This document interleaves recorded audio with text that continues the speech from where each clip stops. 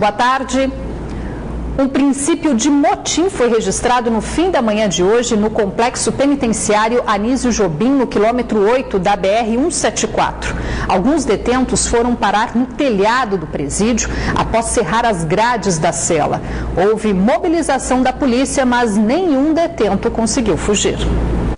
Assim que a informação do motim foi confirmada, policiais militares bloquearam a entrada do ramal que dá acesso ao complexo penitenciário Anísio Jobim. Apenas funcionários dos presídios eram autorizados a passar. As primeiras notícias eram de uma fuga em massa no presídio, mas logo essa hipótese foi descartada e o acesso foi liberado. Cerca de 60 militares do Comando de Policiamento Especializado da PM foram acionados para essa ocorrência. Ao chegar aqui dentro do Compage, eles encontraram algumas celas que estavam com as grades cerradas. Foi encontrado algumas celas que foram usadas para cortar essas barras de ferro. E o sistema prisional está adotando as providências cabíveis. De acordo com o secretário da Administração Penitenciária, o motim teve início no pavilhão 1 do Compage, que abriga 300 detentos. Em seguida, os internos do pavilhão da Inclusão, presos que ficam isolados por estarem sob ameaça de morte, também se amotinaram. Os presos do pavilhão tinham cerrado as grades para iniciarem esse movimento de fuga, se rebelarem, né? Nesse movimento, o pessoal da Inclusão, presos da Inclusão, estouraram as grades das celas deles e cerraram também as de fundo e saíram. Esses presos que foram para o telhado. Então houve dois movimentos, um na Inclusão e um no pavilhão 1. O secretário da SEAP não descarta a possibilidade do motim no pavilhão 1 ser uma espécie de retaliação à transferência de presos ocorrida na semana passada durante a Operação La Muralha da Polícia Federal. Entre eles, os supostos líderes de uma organização criminosa, o narcotraficante José Roberto Fernandes Barbosa, o Zé Roberto, e Alain de Souza Castimário, conhecido como Nanico. Os presos estão se amotinando porque estavam na tranca, porque querem benefícios que agora nós vamos ter que repensar, vamos ter que cortar, e talvez, também eu não tenho essas informações, porque levaram os companheiros dele para o presídio federal, mas eu não posso afirmar isso com certeza. Ainda de acordo com a SEAP, os ânimos no Compage foram controlados no início da tarde e nenhum detento ficou ferido. Algumas celas foram parcialmente destruídas e os responsáveis devem ser identificados e punidos. Nós vamos rever todos os procedimentos, nós vamos ter que rever. Por quê? Porque a forma como estava sendo administrada, as concessões que foram feitas pelos estados, levaram aos presos dominarem as unidades prisionais. Então nós temos que rever os procedimentos e verificar até que ponto que esses procedimentos colaboraram para isso. Há pelo menos 2 meses, o gramado da Arena da Amazônia está sem manutenção. A informação é confirmada pela Fundação Vila Olímpica, mas ninguém do governo do estado se manifesta sobre o problema, que seria resultado da falta de pagamento da empresa que presta o serviço na arena e também nos 2 centros oficiais de treinamentos, os estádios da Colina e o Carlos Amit. O atraso pode chegar a 10 meses. Na arena, nem mesmo o acesso da imprensa é permitido. Às vésperas de uma Olimpíada, lagartas estariam acabando com a grama padrão FIFA. Só o gramado custou aos cofres do governo R$2 milhões. Uma das mais belas arenas do Brasil, palco de Jogos da Copa do Mundo de 2014 e agora sem manutenção. Há pelo menos 10 meses, a empresa que presta serviço na Arena da Amazônia sofre com a falta de pagamento do governo do estado. Resultado, há 2 meses, a Greenleaf suspendeu os trabalhos por aqui. Por telefone, a única informação que a Fundação Vila Olímpica confirmou é de que o pagamento do contrato com a empresa que faz a manutenção do gramado da Arena da Amazônia realmente está em atraso. O governo do estado paga cerca de R$55 mil mensalmente por esta manutenção. Pessoas ligadas ao esporte que não quiseram gravar entrevista, mas revelaram à produção do jornalismo da Band que o gramado lá dentro está quase que totalmente destruído pela proliferação de lagartas. Nos últimos 2 jogos da Seleção Olímpica Brasileira Sub-23, realizados em outubro, o problema não estava tão aparente. Mas nesta foto já é possível ver que o verde está desaparecendo. O gramado, que custou R$2 milhões, está praticamente perdido, revelam as fontes. Nossa equipe fez contato com a Fundação Vila Olímpica, responsável pela arena, para que pudéssemos mostrar o problema. Porém, o acesso foi negado. Ainda assim, tentamos ir diretamente no estádio. A resposta que tivemos vem do rádio de comunicação nas mãos deste segurança. Negado. É de uma ordem, negado. A Arena da Amazônia foi um investimento alto do governo do estado para o Mundial do ano passado. Custou 605 milhões de reais. A empresa que suspendeu os serviços de manutenção por aqui também atua nos centros oficiais de treinamentos Carlos Zemit, na zona leste de Manaus, e no Ismael Benigno, a Colina, na zona sul. Neste fim de semana, nos dois cotes, um campeonato de futebol amador teve início. A produção do Band Cidade entrou no gramado do estádio da Colina e conseguiu registrar que os jogadores têm dificuldades em campo. A bola teve dificuldade de rolar. Falta parar a grama. Este campeonato terá 114 partidas. Resta dúvida se a utilização dos gramados dos centros oficiais de treinamentos também não serão prejudicados, já que não há previsão para eles receberem manutenção. Branco, que é amazonense, jogou no Nacional, no Clube Carioca Botafogo e até na Itália, critica o descaso do governo com este investimento, que é um patrimônio dos amazonenses. E aí você vê aí a Arena da Amazônia aí, que não tem nem acho que 2 anos aí que foi construída, né? E você vê aí o descaso aí, acho que está entregue às baratas, porque você viu a grama, né, um dinheiro gastado praticamente em vão. Como o Amazonas deve receber 6 jogos durante as Olimpíadas do ano que vem, incluindo os jogos da Seleção Brasileira Feminina, existe a preocupação de manter o contrato com esta empresa, que faz a manutenção, porque ela é a única que atua no Brasil e é credenciada pela FIFA. Só para se ter ideia, a Arena da Amazônia está no vermelho. Até setembro deste ano, o estádio acumula déficit de 4 milhões de reais.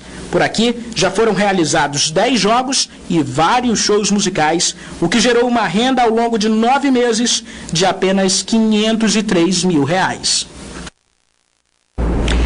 Uma adolescente de 16 anos foi presa na madrugada de hoje tentando embarcar com 12 quilos de cocaína e maconha no Aeroporto Internacional Eduardo Gomes. Segundo a Polícia Civil, a droga estava escondida na mala e seria destinada para uma facção criminosa do estado do Rio Grande do Norte. Com ela, os policiais também apreenderam uma identidade falsa. Ainda de acordo com a Polícia Civil, a adolescente seria a namorada de um traficante do bairro Praça 14, na zona sul da capital. Ela irá responder por ato infracional análogo aos crimes de tráfico de drogas, uso de documento falso e será encaminhada à delegacia especializada em apuração de atos infracionais. A partir de amanhã, o usuário do transporte coletivo que for flagrado usando o cartão Passa Fácil de outra pessoa vai ter o benefício da gratuidade ou da meia passagem bloqueado. A fiscalização vai ser realizada com a ajuda da tecnologia por meio da biometria facial. Há quase 2 semanas, o Band Cidade denunciou que o uso indevido das carteirinhas que dão descontos na passagem de ônibus estavam gerando prejuízos de quase 3 milhões de reais para as empresas do setor. Basta encostar a carteirinha no validador do ônibus que uma sequência de 3 fotos do usuário vai parar no sistema do Sinetran. Essa é a nova ferramenta das empresas do transporte coletivo para evitar prejuízos com fraudes, a chamada fiscalização por biometria facial.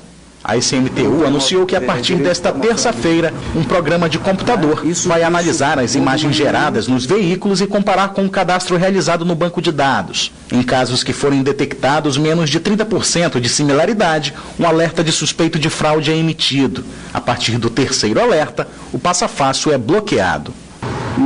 Outra vez que usar, de novo, 3 vezes, a partir daí cancela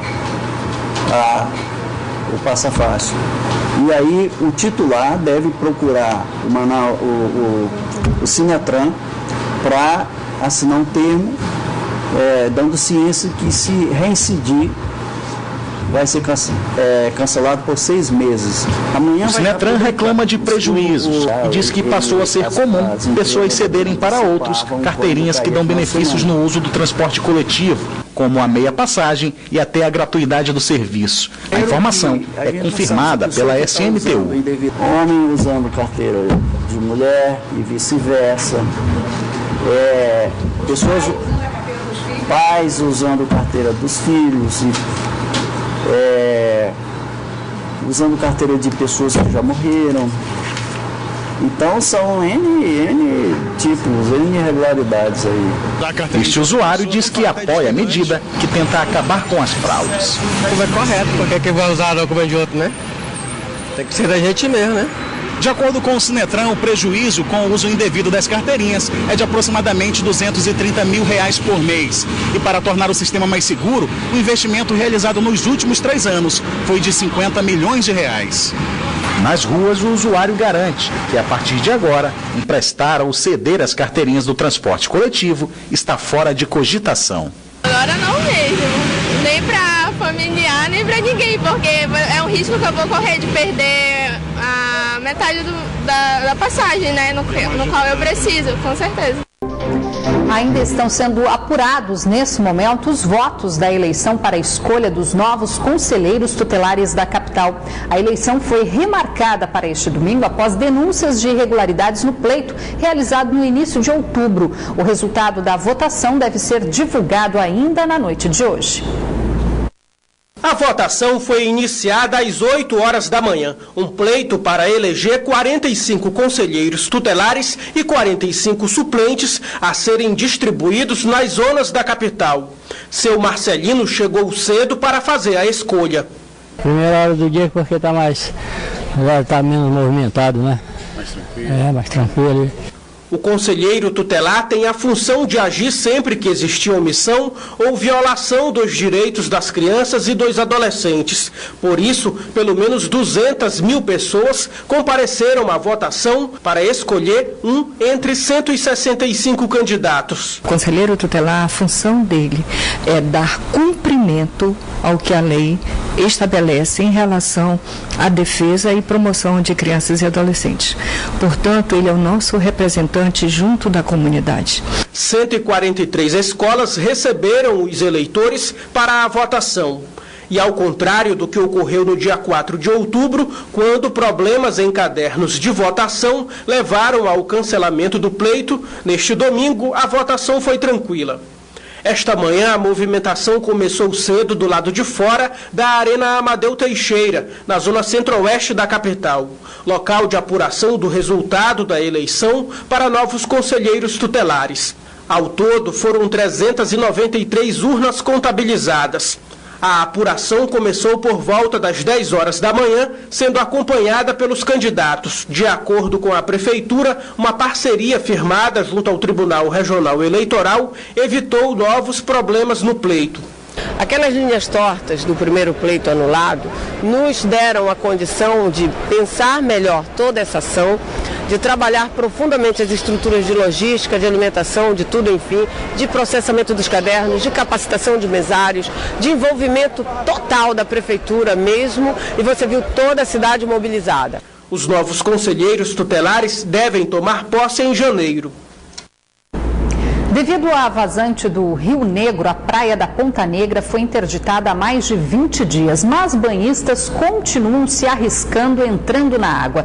Neste domingo, nossa equipe flagrou várias pessoas ignorando a determinação da prefeitura e invadindo a área restrita. Até na parte da praia que ainda nem foi entregue, tinha gente tomando banho. O pior é que muitas dessas pessoas afirmam não saber da interdição do balneário, mas no local é possível ver diversas placas informativas. A interdição do balneário é preventiva e atende a um termo de ajustamento de conduta assinado em 2012 entre a Prefeitura e o Ministério Público do Estado para garantir a segurança dos banhistas devido aos desníveis que aparecem na areia abaixo da linha da água em época de vazante. Vamos saber agora como vai ficar o tempo nesta terça-feira aqui na capital e também em alguns municípios do interior.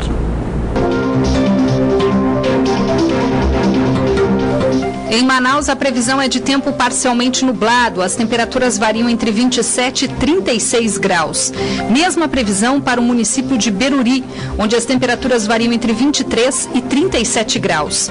Em Boca do Acre, o tempo fica bastante encoberto, com chance de chuva, mínima de 23 e máxima de 37 graus.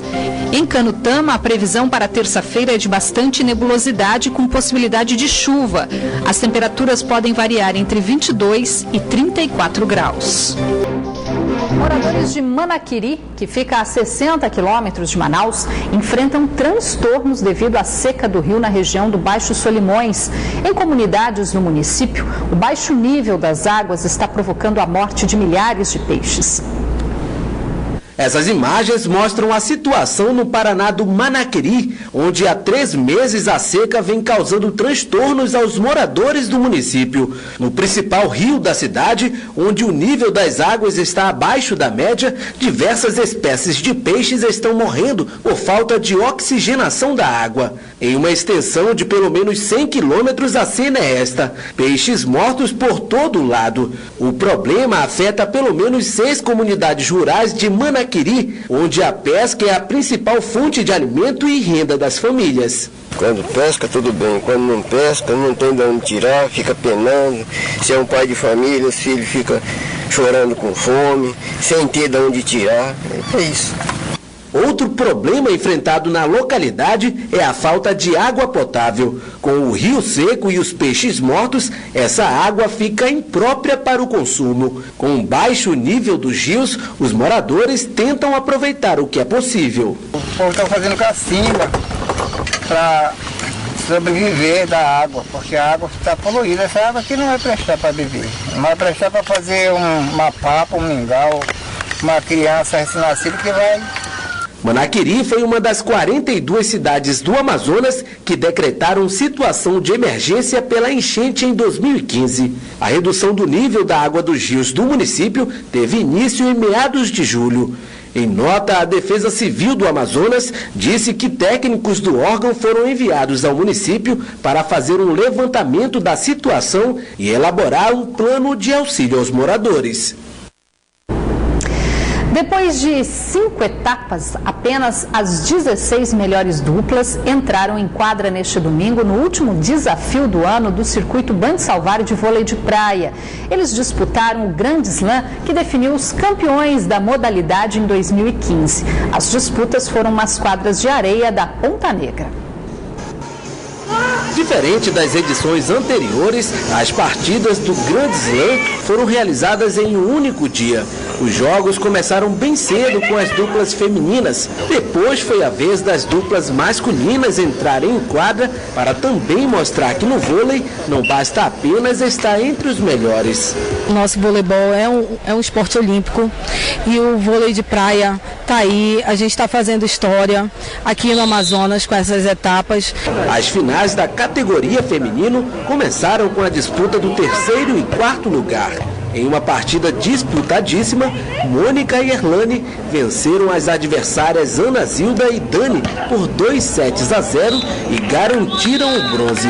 A gente veio treinando justamente para isso, para estar no pódio, não deu para ir para a final, mas o 3º lugar está bem-vindo. As juraimenses Patrícia e Osanildes, que já venceram uma das 5 etapas do circuito Band Salvário de vôlei de praia, fazem o duelo final contra as amazonenses Clícia e Juliana, que também já venceram uma etapa. Agora, na partida pelo Grande Slam, terá um gostinho de revanche. Uma partida também disputada ponto a ponto e com uma pequena vantagem no placar, as amazonenses levaram a melhor no tie-break e fecharam a partida em 2-1. Acho que já estava na hora da gente ganhar, né? Perdemos 2 vezes para elas na semi, uma na final. Pegar no Grande Slam e fechar com chave de ouro pra gente não tem preço. Eu acho que nosso trabalho valeu a pena de estar participando dessa etapa. A etapa foi muito boa, mas eu quero parabenizar porque um evento desse a gente se sente muito feliz enquanto atleta e a gente espera estar aqui o ano que vem representando Roraima mais uma vez. Já na categoria masculino, a disputa do bronze foi entre Wesley e Sander e Rato e Leozão, que travaram um duelo à parte. Em quadra, Sander e Wesley conseguiram controlar o jogo e garantir o pódio no Grande Slam. Mas a gente sabe da nossa capacidade, sabia que podia buscar algo mais. O projeto de André e Brunão era terminar 2015 entre os melhores do ano e eles conseguiram ir mais longe. hoje. Chegaram na final para enfrentar os roraimenses David e Perna, e das 5 etapas do circuito, venceram 4. Os amazonenses começaram a partida abrindo vantagem, mas a experiência de 10 anos da dupla adversária prevaleceu e os roraimenses mostraram que os reis das praias amazonenses não são de casa. É complicado no começo, de custa entrar, mas depois a gente começou a tomar conta do jogo, mas aí a gente conseguiu obter a vitória. Significa que a gente obteve nosso objetivo, né? Que é pelo menos ganhar 3 etapas do circuito e ser campeão do Grande Slam. O mérito deles, eles conseguiram manter a calma do jogo e conseguiram o resultado.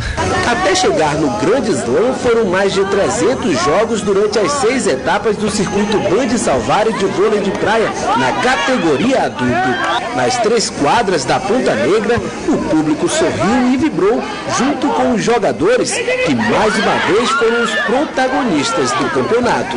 Esse ano para nós foi um aprendizado maravilhoso, até porque a gente passou por dificuldades e conseguimos superá-las, graças a Deus, com mérito tanto nosso, quanto da federação, quanto dos parceiros e os atletas. Foi uma repercussão muito boa. A Salvari está muito feliz com essa parceria, já esperando e planejando para 2016.